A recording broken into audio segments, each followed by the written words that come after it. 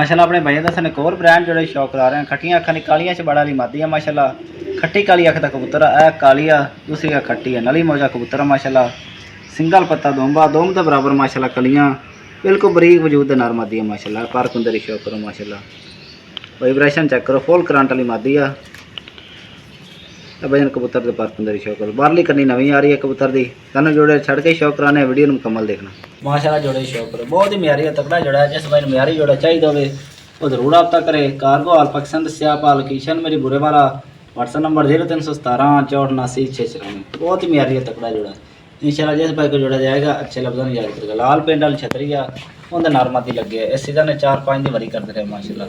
बहुत ही म्यारी है, तगड़ा जोड़ा। जिस भाई सीजन उड़े उड़ाया गारंटी शुदा जोड़ा चाहिए होवे अगले सीजन वास्ते उड़ाने वास्ते तो जरूर रब्ता करे। जोड़े शौक करो। खड़ी तख्ती का जोड़ा है, बहुत ही म्यारी है, तगड़ा जोड़ा। खट्टी काली अख का कबूतर है भजन। खट्टियां अखा दी मादी है, चिट्टी नौक कालियां च बड़ा।